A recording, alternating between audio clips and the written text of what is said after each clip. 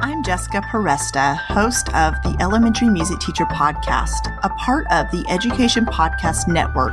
Shows on the network are individually owned and opinions expressed may not reflect others. Find other interesting education podcasts at edupodcastnetwork.com. Hey, welcome back. Steve here, and today I'm talking with Dr. Michael Grayson about spending, outside influences on spending, and credit scores. You know, they're so important, and you really need to understand them. That's really cool. Awesome conversation. So much to learn. By the way, also at the very end, you got to make sure you listen for a very special offer from Dr. Grayson. Thanks for listening. Oh, by the way, before you go, there's a couple ways you can help out the podcast, and here they are. How about tell a friend and share links, or how about go to my website and leave a review and subscribe, or how about click on the link on my website homepage where it says Buy Me a Coffee. And by doing this, you could donate $1 or $2 or $5 or more to help me address the costs, associated with producing the podcast. That'd be so cool. You are awesome. Enjoy the show. Well, it becomes a vicious spiral, because, even at, if you're paying a minimum payment on $10,000, it actually takes you 29 years to pay that credit card off. It's the Education Podcast, your favorite show, with lots of groovy guests and they share what they know. So crank it up to 10 and let your neighbors know that here's another show with Dr. Steve Milletto. Teaching, Learning, Leading K12. Teaching, Learning, Leading K12. Teaching, Learning, Leading K12. With Dr. Steve Milletto. Dr. Michael Grayson is a credit expert and advocate with extensive experience in credit repair and financial literacy. He has dedicated his career to helping people and businesses navigate complexities of the credit system. Dr. Grayson is known for his tireless advocacy for consumer rights and his efforts to expose and rectify injustices within the credit reporting industry. So here's a little bit about what we're going to go into. Wallets are tightening up again. A new report has revealed that consumers are looking to spend less on away-from-home entertainment and vacations in an effort to save up for the remainder of the year.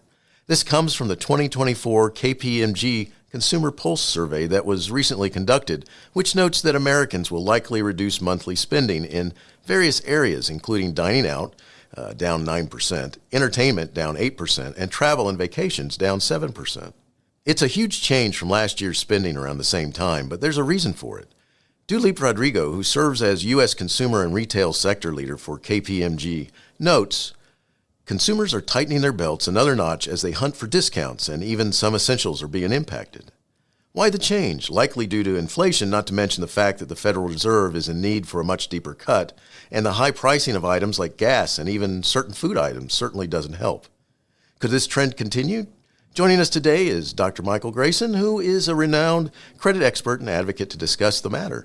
His knowledge in all things investment and planning for the future will help us in this discussion. Dr. Grayson, thanks so much for being on the show. Say hi to everyone. Hey, it's a pleasure to be here. Well, great to have you. And I got to ask you this first. What inspired you to focus on helping consumers with, financial planning, money management, planning for the future?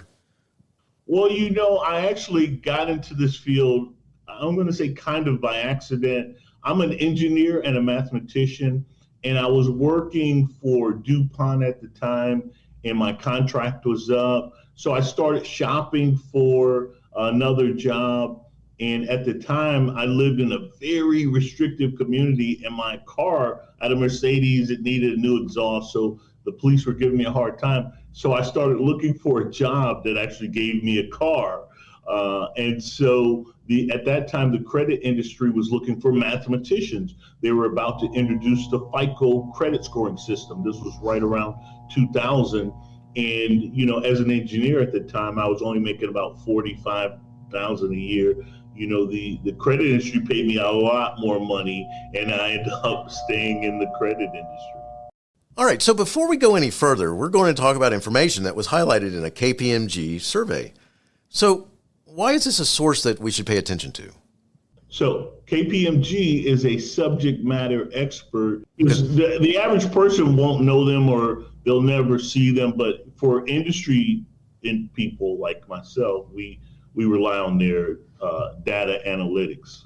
Awesome. Okay, cool. So these results from KPMG, did they surprise you, or does it sound about right that Americans are trying to save money and not do lavish spending? Well, KPMG is a very good source for information for industry professionals. Their data analytics are considered to be among the best in the industry. So if these guys are saying that is the way it is, that is definitely the way it is. Very cool. So that makes a lot of sense. So, all right. So let's talk about some of this information then. How much of an effect does inflation in the economy as a whole have when it comes to consumer spending? I mean, is there a, if this happens, then that happens type thing? Oh, that is an excellent question. And I'm glad you asked that, because everybody in the country right now is focusing on inflation. Inflation, yes, it is a factor. I went shopping myself the other day. I was just going for just something to eat for one night, and I couldn't believe that one bag of groceries cost me almost $70. I was like, wow. Because you hear inflation, and the cost of goods and services are increasing, but you don't really feel it until you feel it. But ultimately, inflation is out of our control. So, the government policy is to try to control inflation with interest rates. And the feds are saying that they're going to lower the interest rates in the next, 2 months. Right around September, they're planning to lower the interest rates. And we know with this being an election year, that is probably true. But ultimately, that is only one of a couple of factors that are really hitting you in the wallet and making you feel it even more. Inflation, because it's always in the news, it's easy to point to that. But realistically, there's some other factors that are even more important than inflation. Awesome. So, all right. So let's, can we go that route for a minute? I mean, what are some of those factors? Okay. So let me say probably number one factor that is impacting your wallet. So if you remember back right before COVID, the Pew Research Group did a study. And in that study, they said that the average American, 60% of the population, cannot put their hands on $500 in the event of an emergency. That was before COVID. So then you have the COVID situation where you're sheltering in place, people not working gainfully. So we had to come through that situation. So now Americans are still in a position where they don't have a lot of savings. So, a lot of people forget that COVID officially ended last year. So COVID had a major impact on our savings. Now, that's one thing. Now, the second thing is, and I think maybe the most important, is cost of credit. Cost of credit is out of control. If you look at it by the numbers, currently the average credit card interest rate is hovering right around 30%. It's 29 point something percent. Wow. Now, as a mathematician, that kind of scares me. Yeah. Because the lowest interest rate is 0. So what I didn't realize, and I had to go and check this myself, now the max interest rate is now been moved to 35.99. So there are a lot of credit card companies that are charging you, and you should check this, 35.99% interest. And I thought that was unusual because I hadn't checked in a while. I believe that usury in this country, I thought, was 32%. I said, hey, wait, how can they charge 35.99 when the maximum usury rate is 32% in this country? That is no longer the case. That hasn't been the case for a while. In fact, one of the things that's driving interest rates is Americans' prevalence for payday loans. So payday loans, 12 million Americans take out payday loans every year. Payday loans payments, the fee payments are $9 billion annually. Now, in some states have had to adjust the interest rate to compensate for payday loans, which are exorbitant. In fact, and look at this seemed unbelievable to me, but in the state of Mississippi, the maximum usury rate is 305% interest. 305% interest. Wow. Oh my gosh. So the cost of credit is really getting out of control. The average American now, because they don't have savings, they're dumping money on their credit cards. I think they'll at last look, the average balance was a minimum of 10%. So 10%, and you're paying 30% on average. That is a huge bill every month. The other thing that's really beating Americans down, and you got to look at this, rents jumped 30.4% between 2019 and 2023. So the cost of housing is very expensive right now. So rents are through the roof. As you know, housing prices are very high. I had a client call me in panic mode the other day, something I didn't realize. There's a lot of tax foreclosures. So this client has a house that's worth $500,000 now, and so they reassessed his taxes, and the government wanted $50,000 from him, which he did not have. And so they initiated a foreclosure for his taxes. So Americans are getting hit, Steve, everywhere. I mean, they're just getting hit. It is very rough because you can't afford groceries and a place to live. Yes. This is not, and then on top of that, if you have a family, it's not just you. Then you have it just builds to a really rough point there to try and figure out how to make it happen. I mean, I am in my family. I had someone who, now this is a bunch of years ago, but in the 90s, he got into the point of using a credit card to pay a credit card.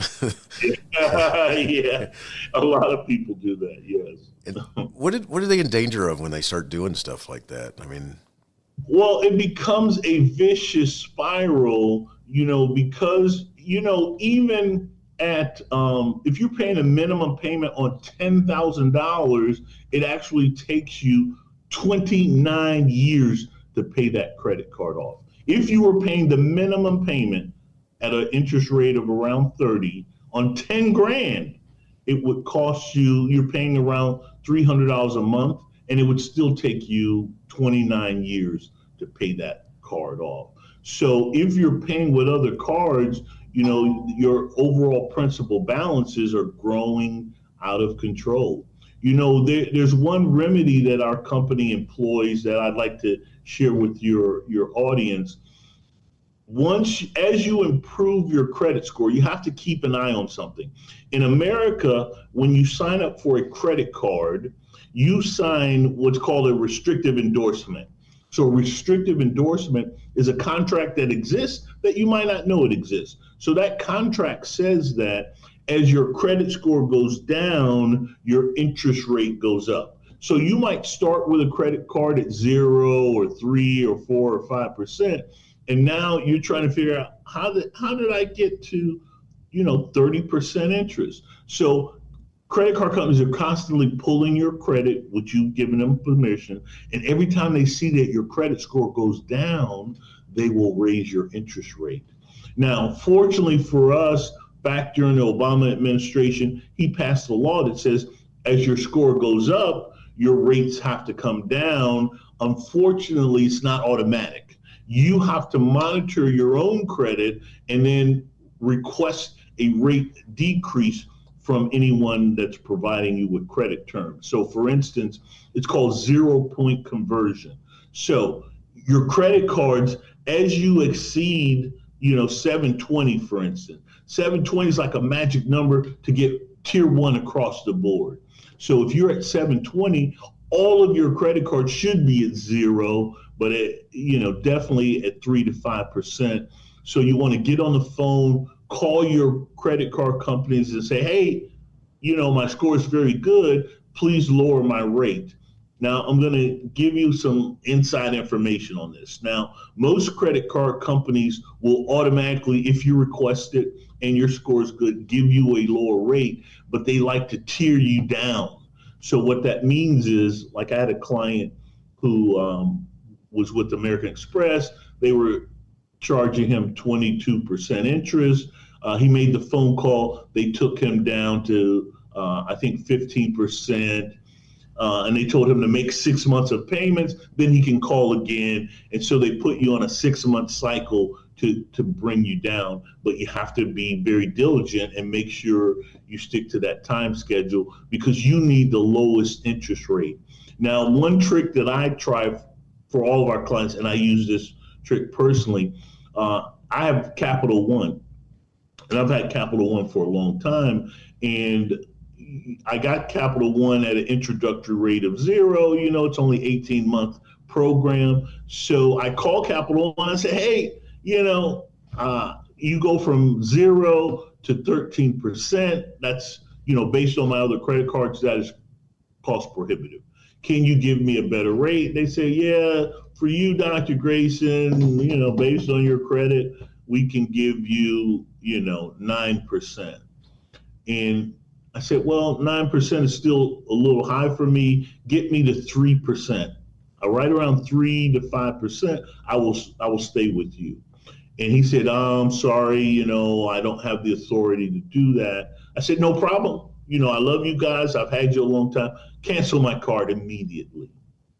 Okay, so after canceling the card, now check this out. 2 weeks later, I got a 0% pre-approved card from Capital One. Nice. So sometimes, you have to have a strategy and stick to it. But whether you take their 6-month program or you try a more aggressive strategy, the goal is to lower your interest rates. And even with your insurances, please make sure you're calling your insurance for your car insurance. Most Americans don't realize that your car insurance is based on your credit. So it's credit, it's driving record, and it's zip code. So those are the 3 major factors, with credit score being one of the highest. So as you exceed 700, you should be calling your auto insurance and making sure you're on a tier 1 status. All of your insurances are based on credit, so make sure you're at tier 1. But the 0-point conversion will save you between 600, depending on the amount of debt you have, between $600 and $2,100 per month, every month. Wow, that would add up fast. So let's talk just a little bit about credit scores, because yes. One of the things you can't watch TV without seeing advertisements for all kinds of things, people watching their numbers and all this sort of stuff. And I hit this magic number, and you even said that 700, 720 is like this magic area. Can you talk a little bit about how you impact it positively, and really what that credit score is all about? Because why you care, I guess, is my point. Why do you care about that credit score? Okay. Oh, excellent. I love this. Okay, so let's start by understanding credit scores. So the first scoring number that you should aspire to is 680 credit score. In America, to do business with the government, you have to have a minimum 680 credit score. Why is that important? Well, for government jobs. So I did a class for the Department of Justice, because all of their employees, they do random credit checks. If you dip below 680, you have 90 days to restore your credit or you are terminated. So most government jobs now have some type of credit standard. So you can't get hired. You can't even join the military now if you have less than a 680 credit score. So 680 is called performing credit. If you're less than 680 in America, you have non-performing credit. And what that means is non-performing means that they're going to punish you for using your credit. So if you buy a car, you will be considered a secondary finance. So secondary finance is very high. It's not tied to the prime rate. it's tied to a profitability index. So the interest rates are very high. If you apply for a credit card, you will still get approved, but they're going to punish you with brutal interest rates, 35% interest rates. So that kind of thing. So the minimum goal, I advise all of our clients not to apply for anything under 680, not even jobs, not promotions, all of those things. Now, 60% of employers say that number one is your credit. So it's your credit, work experience, and educational background. But credit for a lot of them is number one. So you want to make sure that you have at least a 680, if you're in the market to get a promotion or a new job. So 680 is performing credit. The next marker is 720. Now at 720, you have access to capital. So 700 credit score is great. And a lot of people say, hey, I'm 700, but 700 does not necessarily get you access to capital. What that means is cash loans. Part of building your credit is to have installment loans, cash money. So once you're over 720, you can get cash money. Unfortunately, on all three bureaus, you have to be at 720. Anything less than that, you can still get stuff, buy cars, houses, those kinds of things, but you're not going to be at what they would consider tier one. So 720 is the next marker. And then the last marker would be 800 credit score. At 800 credit score, technically in this country, you are a millionaire. You have access to $1 million. Right now, if you have an 800 credit score, I have an SBA loan product I could get you that will get you $1.5 million.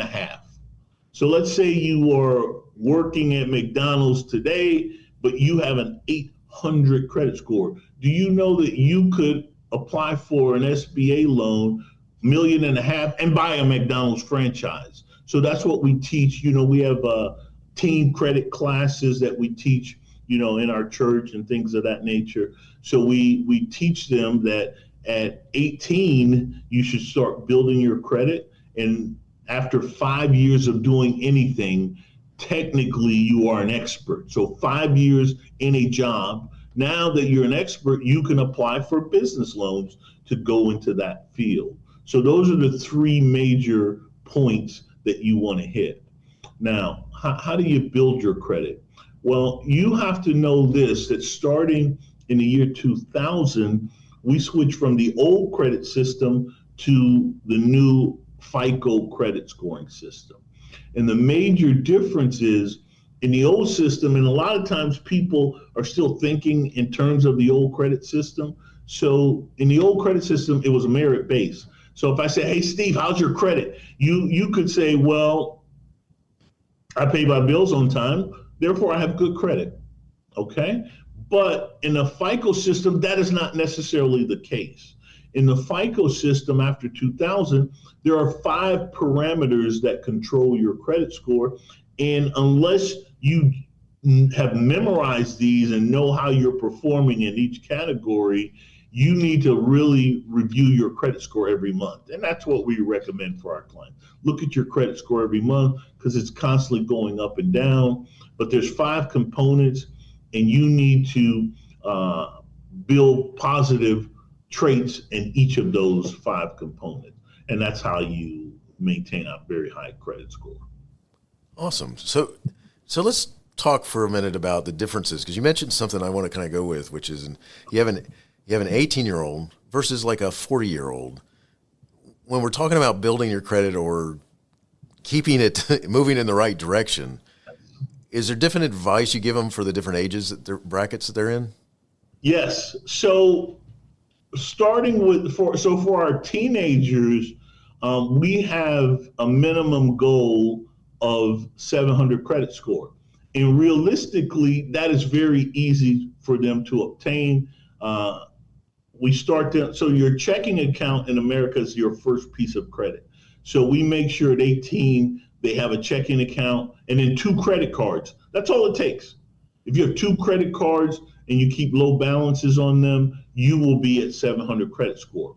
Now, as we review credit reports, so the older you get, the expectations for credit become radically different. So for instance, I looked at a client, they had very terrible credit. We went through, removed, all of their derogatory credits. It's called zero derogatory credit, which is what they want. The problem is they hardly paid any of their credit on time. So we had to remove 99% of their credit. So for this client, they're at 40 years of age, which is the peak time for their employment and career. You have 2 or 3 trade lines on your credit. So every credit entry is called a trade line. So banks and lending institutions are constantly looking at the number of trade lines. So at a certain age, in the prime working years, 21 and up, creditors are looking for a minimum of 10 trade lines. So 18 and 19, it's okay. You can have 2 or 3 trade lines, no problem. We don't really push our youth to have more than 2 or 3 trade lines until they work for 5 years. After you work for 5 years, you should have 10 trade lines. But as you get older, so say for instance, you're in your 50s and you're looking for credit and you don't have at least 20 trade activities, banks are very suspicious. So they think, well, you had horrible credit and you had somebody erase it, or you're not a friend to the system because you're not using it properly, or they think you're lying about your income. So on an application, you're asking for income, and so they have what's called a BICS, a banker's internal credit score, that's scoring you against certain parameters. It's an algorithm. So you have to think in terms of an algorithm. So you can't say, I'm a professional, I have a good white collar job, but you have 4 trade lines, and you say that you make $100,000 a year, no one's going to believe it. The algorithm is going to say fraud or some other flag. So the goal is to get pre-approved by the computer. So that's how we try to build everyone's credit. So, some applications say, hey, you'll get approved in 60 seconds. So you have to think like the bank. So the older you get, the higher your profession or your career status, your credit has to be built out in the same way. And another thing, like for instance, the once you're over 30 years of age, the algorithm is grading your trade activity. Let me give you an example. If you said that you make $100,000 a year, but your auto loan is $10,000, that is a red flag. For a 20-year-old, and I'm glad, no one's ever brought this point out. I'm glad you brought this out. For a 20-year-old, you can have a $5,000 or $10,000 car, no issues.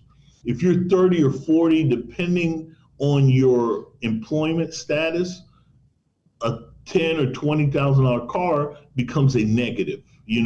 They're looking at certain income levels.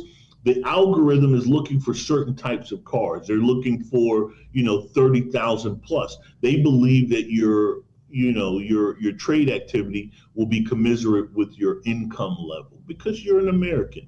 So that is a very important consideration, because sometimes you have very good credit and you're still getting turned down, and that's because you're not thinking in terms of the algorithm. Excellent point. Thanks so much for talking about that, because that's something that, I think a lot of times, it's kind of lost on people. Yes. It's because there are those differences. I mean, when you start off, and then, because obviously at any of those areas in between and beyond, you can make mistakes, Yes, or you can create problems for yourself. What's something that people don't understand the most about, what could just negatively impact that credit score? Yeah. All right, so the biggest factor, so let's look at the 5 factors. So payment history is what everybody focuses on. That's all everybody care about is payment history, looking at their payment history. But payment history is only about 35% of your score. Your amounts owed or your utilization is 40%. It is actually bigger than your payment history. So yeah, paying on time is very important, but using your credit cards the right way is probably even more important. So I'm going to give all of your listeners a secret, we'll call it a parlor trick, so you can impress all your friends the next time you're talking. So depending on your score, you now know what your problem is. That's what I'm going to teach you right now. So if you're in the 500s, payment history is your issue. So you need to focus on payment history. You need to talk to someone who can fix your payment history. The goal for payment history is ZDC, which sounds unreasonable. It's zero derogatory credit, but that is what banks want. They want zero derogatory credit, not a single late payment. They don't want to see it. Zero. So you have to work with a company like ours that is skilled in getting you to ZDC. A big problem in the industry, right now, Lexington Law and creditrepair.com just got fined almost $4 billion for consumer fraud. Payment history, you want zero derogatory credit. Make sure you're using someone that gives you ZDC. But more importantly, if someone has a 600 credit score, then you know that they have a credit card problem. The algorithm, which I wrote the algorithm for credit restoration, the algorithm is looking for 2 credit cards. So anybody that you talk to, if they don't have at least 2 credit cards in their pocket, then you know that they have bad credit. And when I say bad credit, I mean less than 720. So you have to have at least 2 credit cards and the balances have to be low. So if you're in the 600s, there's some type of credit card issue. If you're in the 700s, you have a mix of credit issue. What that means is you don't have enough installment loan activity, and primarily probably a major installment activity like a mortgage or a car loan. So that is what you know. So 500, it's payment history. 600, it's credit card. 700, it's installment loan activity. Gotcha. Appreciate you sharing that. I've got just 2 more questions left, but before I do that, I gotta ask you this. You've mentioned your company a couple of times. You founded this company. It's called CDMI. Can you just tell us a little bit about what services it provides and share something about it? CDMI stands for Credit and Debt Management Institute. We've been in business since 2000. We currently hold all 3 credit industry records, including the highest credit score in the world. So we have all 3 credit industry records, and that's primarily because I wrote the algorithm for credit restoration. We work with traditionally a lot of high net worth individuals, but recently we set up a new program to introduce people to our technology. So we are not a credit repair company per se. Most credit repair places simply dispute stuff on your credit and hopes it falls off. That's not what we do.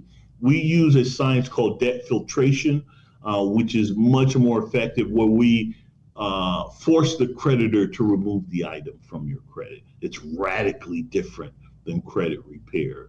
So to introduce that, we set up our website. It's called perfectcredit4free.com. So for all your listeners, Stephen, if their first 500 people where it says referral code, if they type in your name, or unless you want to use your call letters, we will fix their credit for free. We'll fix it for free for 500.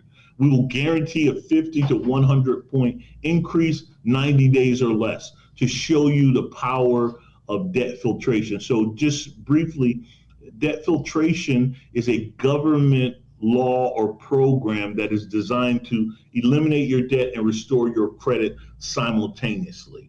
So any problem that you think you have, if you do this simple Google test, Like, for instance, if you think you have a student loan program, Google student loan plus cancellation and forgiveness, and you will find the right programs to eliminate your debt very quickly and restore your credit. So if you defaulted on a student loan, you get in the right program. Not only will they lower your payments radically, and in the program after 20 years, it cancels the debt no matter what you owe. In the program, the lowest payment is $5 a month. So no matter what problem you think you have with student loans, there is none, because you can lower your payments to $5 a month. You pay that for 20 years, then the entire amount disappears. I had a client that owed $450,000 in student loans. They're paying $5 a month. So after 20 years, they paid what? They're paying $12,000. That is it. So in addition, if you're defaulted, again, after 12 payments on that program, it cleans your credit automatically. You don't have to lie to the credit bureaus and say, that's not my account. It cleans it. So that is a pure debt filter. Income taxes, you think you got a tax problem, you don't. Google income tax cancellation and forgiveness, and you'll see the offer and compromise product. So the IRS offers offer and compromise. It reduces your tax liability 90%, up to 90%. And then it gives you 2 years to pay the balance. Once you make 2 payments, it cleans your credit automatically. They'll remove it from your credit. So there's a bunch of those programs out there, and we can, if there's interest, we can talk about those on another show. But there's a bunch of debt filtration programs. We use all of them to affect positive change in your credit. And again, if you go to perfectcreditforfree.com, we'll do it for free for you. If you need a quick 100-point boost, anybody that's under 800 credit score. If you're over 800, this is not the right program for you. But if you're under 800, let us fix your credit for free. I think the only requirement, you have to donate $150 to our legal program. We sue the credit bureaus constantly. So if you Google us, you'll see that currently we have 3 major lawsuits against the credit bureaus. Our job is to try to keep those guys playing fairly, which they never do. Gotcha. Very powerful. So one more time, can you give us your website and also then the Perfect Credit website again? Okay, so our website is perfectcredit4free.com. And let me give you our 800 number. If you want to call our office, if you have more questions, it's 888-551-5533. 888-551-5533. Very cool. And I'll put that information in the show notes as well. And so it's easy for them to find you and remember. So good stuff. One last question for you.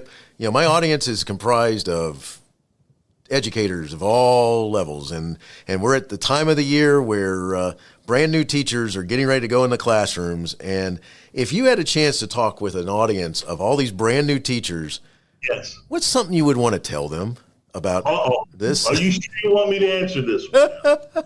Because I love this question. Cool. You don't know how much.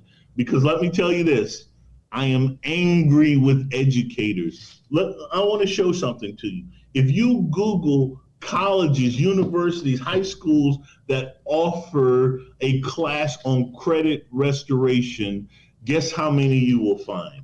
Ooh, I'm afraid to guess at that one. 0. Wow. I've never seen a college, university. And however, if you talk to a professor or teacher after a student graduates, what is the most important financial things that they will have to deal with as a young adult? It is always credit. Credit controls where they live, where they work, how much money they have in the bank. Will they be able to start a business? All those things are controlled by credit. So I'm really trying to push educators, please offer credit classes. There's no reason we don't. Financial literacy is a problem in America. So we need you. The older educators probably are They're so used to not having it, they don't think about it. You new teachers, new educators, you are the future of America. To put us on a competitive playing field, we need credit courses. If you have any concerns, I wrote a credit course, Credit 101, which I will give you for free. I'll give your school, your institute for free. Just teach the kids, teach them. Very cool. Love it. I love it. Dr. Grayson, thank you so much for talking with us about, smart consumer spending, outside impacts on what we spend, and your company, CDMI. Awesome information, much needed. Much needed about those credit scores, man. And wishing you the best in all that you do. All right. I really appreciate you, man. Keep up the good work. Thank you for having me. Hey, you have been listening to Teaching Learning Leading K12, a podcast to help you help kids achieve their dreams. Teaching Learning Leading K12 is a member of the Education Podcast Network. Podcasts for educators, podcasts by educators. Teaching Learning Leading K12 is a member of the podcast network based in Canada called Voice Ed Radio. Voice Ed Radio, your voice is right here. The opinions expressed on Teaching Learning Leading K12 are those of the guests and host. Teaching Learning Leading K12 is intended to share ideas, advice, and suggestions. Teaching Learning Leading K12 is produced for educational purposes. Hey, thanks for listening. It would be awesome if you visited my website at stephenmiletto.com and connected with me, left a review, and listened to more episodes. And by the way, you could also share it with your friends, with your family, and your colleagues. Thanks so much. You're awesome.